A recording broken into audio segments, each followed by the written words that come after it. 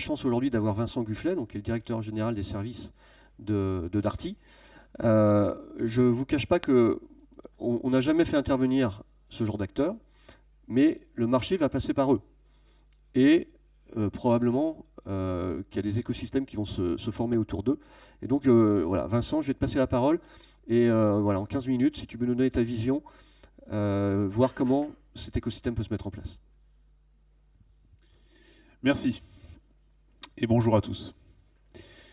Alors, c'est vrai que l'intervenant d'avant parlait de confusion, je crois, c'était le mot employé. On est assez d'accord avec ça. On pense qu'il y a une confusion assez générale. La première, c'est que finalement, on parle d'IoT, on parle de smart home, on parle de plein de choses, on parle de connecté, mais ça regroupe, de notre point de vue, au moins deux grandes réalités. La première, c'est des objets qui sont des nouveaux objets au domicile du client.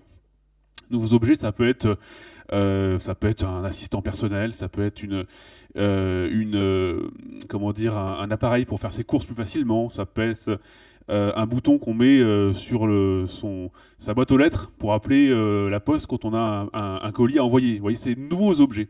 Et les nouveaux objets, en fait, ils sont nouveaux, mais enfin, ils sont comme tous les objets qui ont été lancés depuis des siècles, à savoir qu'ils répondent à des contraintes et à des impératifs, on va dire globalement, liés au marketing mix. C'est-à-dire, c'est quoi le prix, c'est quoi l'usage, comment est-ce que je le communique, c'est quoi la distribution. Vous voyez ce que je veux dire ? C'est des choses finalement assez basiques qui sont liées d'abord au fait de dire est-ce que les clients sont prêts à payer pour un objet qui vaut ça.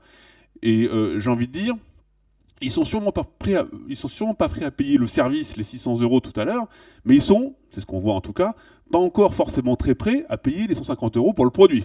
Donc, dit autrement, ces nouveaux objets qu'on qualifie souvent d'IoT, ce qu'on voit au CES, il y a un décalage très important entre la volumétrie d'objets, la curiosité que ça provoque chez le consommateur, chez nos clients, et puis la réalité du business.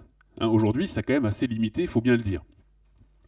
Pas pour ça que ça ne nous intéresse pas, au contraire. C'est passionnant, il faut trouver les bons usages, les bons produits, mais ça reste quand même à bâtir, très largement. Et encore une fois, c'est peut-être très moderne, c'est peut-être complètement digital, ça fait rêver, mais ça répond à des impératifs de marketing mix comme la voiture d'il y a un siècle, ni plus ni moins. Et peut-être que parfois on a un peu tendance à l'oublier.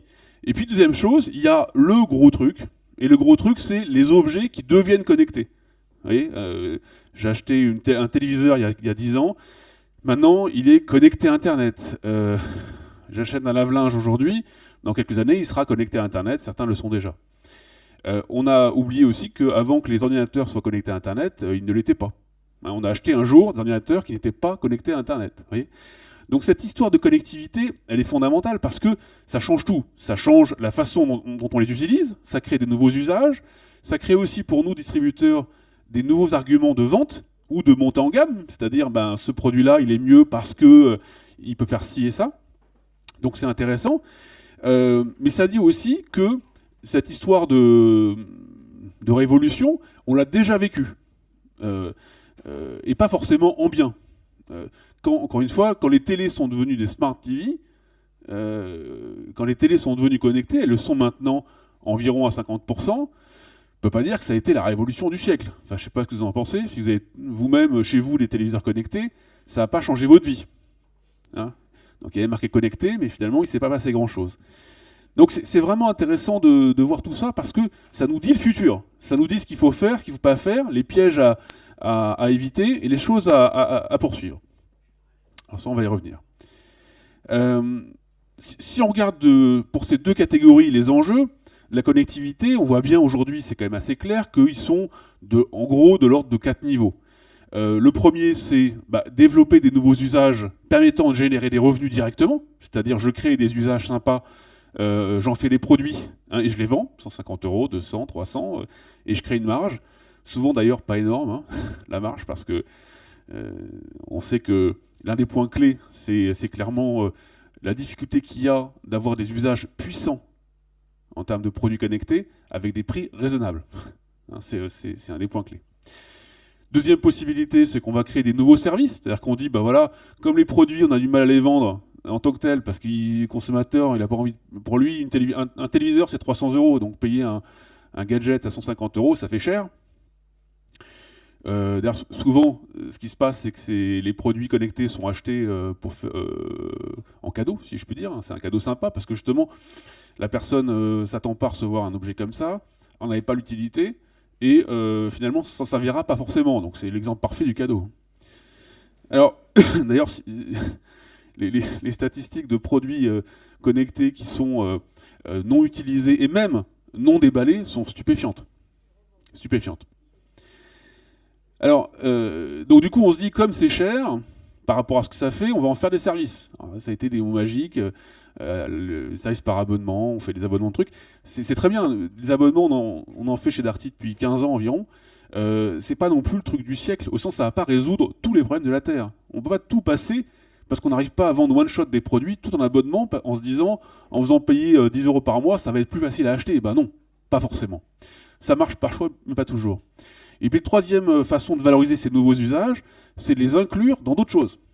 C'est-à-dire, voilà, je vais avoir un bel usage avec des objets connectés, et plutôt que de le vendre aux consommateurs, je vais en l'ajouter dans un produit existant ou un service existant. Et comme ça, je vais le rendre plus attractif. Un exemple que je peux vous donner, on a créé nous-mêmes notre objet connecté qui s'appelle le bouton Darty, où c'est un bouton d'assistance pour nos clients, où j'appuie, et quelques secondes plus tard, on me rappelle de manière ultra premium et pour répondre à toutes mes questions, ben ça, on lui met un prix, on le vend, mais surtout, on l'inclut parfois quand le client achète une garantie 5 ans, par exemple, qui a un prix, donc une rentabilité, quelque chose. Donc, ce business, c'est quoi?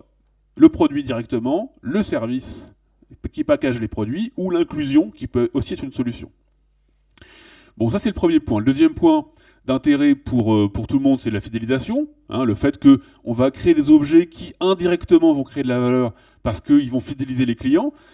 Par exemple, tous nos collègues GSA qui font Carrefour et autres, qui font des douchettes à la maison où je vais comme ça faire mes courses directement en scannant les codes barres, des produits du frigo. Et puis ensuite, ça me crée une liste de courses et je clique sur mon smartphone et puis la commande part. Pourquoi pas? Donc, en faisant ça, évidemment, je crée de la fidélité.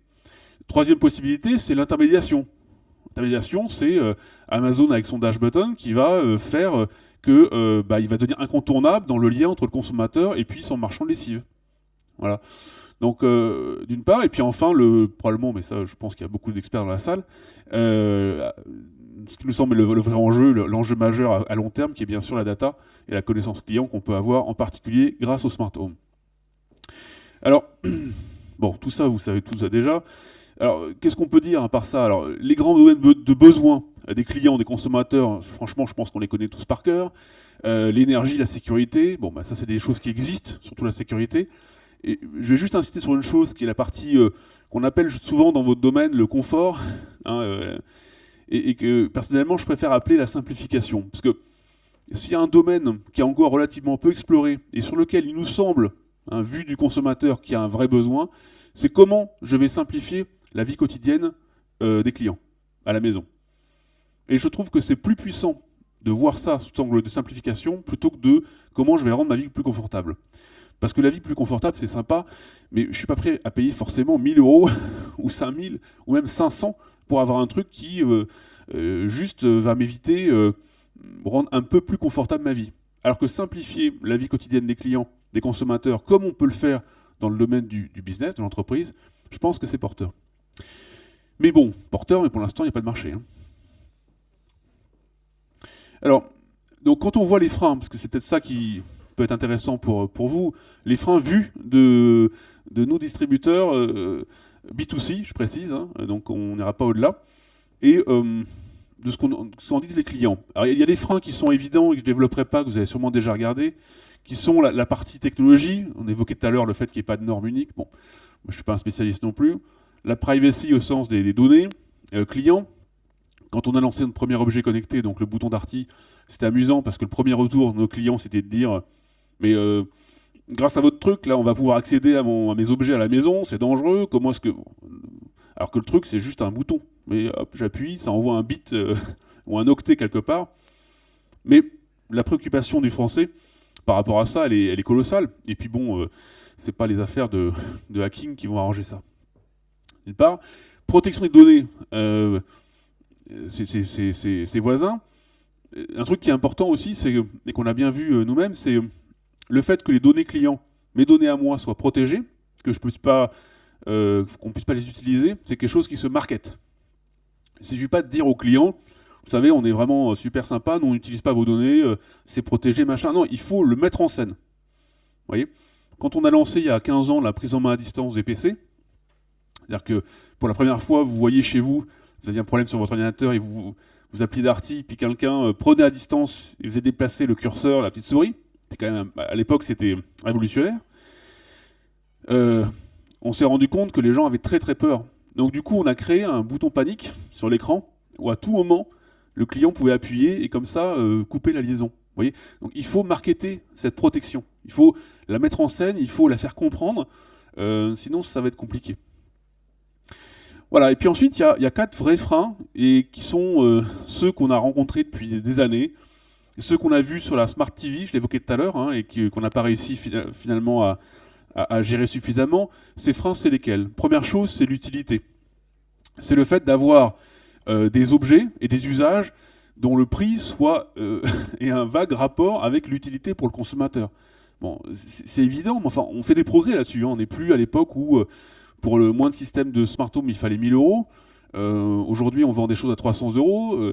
Mais pour un objet connecté indépendant, pour un usage précis, c'est quand même pas évident.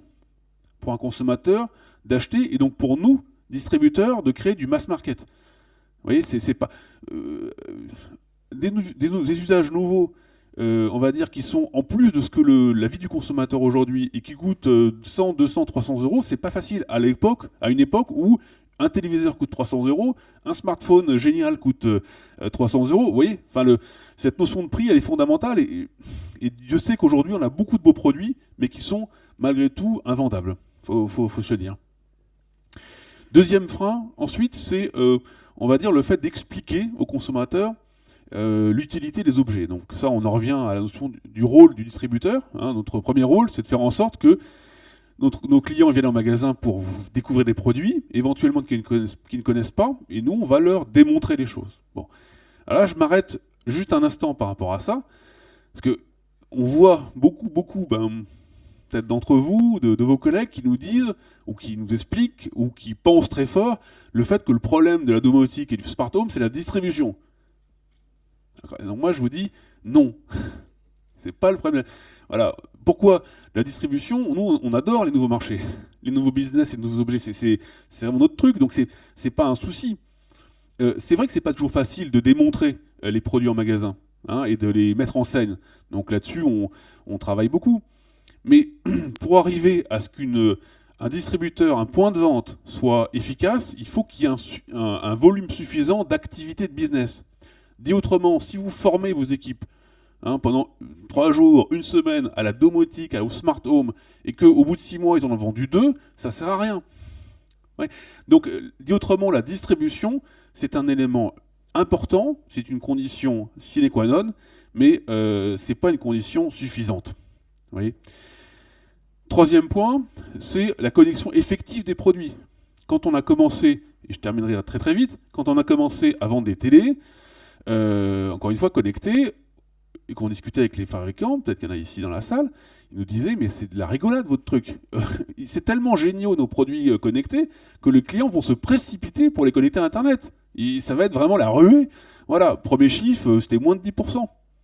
Parce qu'en fait, les gens ne comprenaient pas, puis même s'ils comprenaient des usages, de toute façon, ça les intéresse, enfin, ils ne savaient pas comment faire. Vous voyez ? Donc, connecter concrètement les objets connectés à Internet, ce qui paraît quand même le niveau 0 du truc, déjà, c'est pas fait. Donc il faut commencer par se dire comment est-ce qu'on fait. Donc ça peut être de dire, on simplifie à l'extrême, quelqu'un a dit tout à l'heure, les procédures d'installation, on fait des trucs autoportants, ça peut être de dire, on envoie des gens à domicile pour connecter effectivement les produits à Internet, mais par définition, si on ne fait pas ça, on ne fera rien. Et puis ensuite, il y a, je dirais, la partie simplicité d'usage, non pas de l'installation, mais de l'usage. Et simplicité d'usage, c'est quoi ? C'est d'une part de pouvoir mettre le pied à l'étrier au consommateur, de dire voilà, j'ai l'objet chez moi, il est installé, connecté à Internet, il faut qu'au moins quelqu'un me prenne par la main et me construise mon premier scénario d'usage, me montre le b.a.-ba si vous voulez. Mais ça, c'est pas fait aujourd'hui partout. Et puis ensuite, les usages, c'est comment je vais susciter dans le temps des nouveaux usages. Comment je vais faire du repeat, si vous voulez. Parce qu'un objet que j'utilise une fois, 2 fois, et puis j'oublie, ben, il n'est plus jamais utilisé, il reste au placard, ou alors branché, mais personne ne l'utilise. Vous voyez? Et ça, cette notion-là, encore une fois, donc de dire, démontrer l'usage en magasin, aller chez le client pour connecter effectivement le produit ou l'installer à distance, développer les usages, mettre le pied à l'étrier, et ensuite susciter les usages récurrents, ces 4 éléments-là, pour nous, c'est les points fondamentaux. Et je dirais que on est loin d'avoir atteint une perfection sur ces éléments-là, loin de là. Voilà, donc c'est un peu les perspectives 2017 pour ce qui nous concerne, à savoir finalement du business, mais aussi des freins à lever. Voilà ce que je voulais vous dire.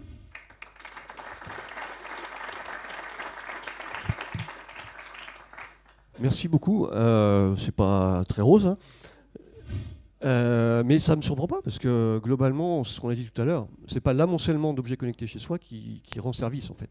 C'est la mise en cohérence et c'est le dernier mot de votre slide, l'assistance en fait. Il y a un moment, il va falloir les aider ces gens-là. Si on veut que ça débouche sur un vrai marché, il faut qu'on fasse ensemble les efforts pour qu'on ne revive pas le fiasco de la télé connectée par exemple.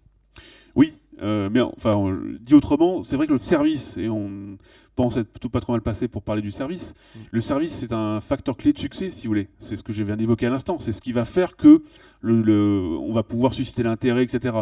Mais je reviens quand même au début de ce que je voulais dire.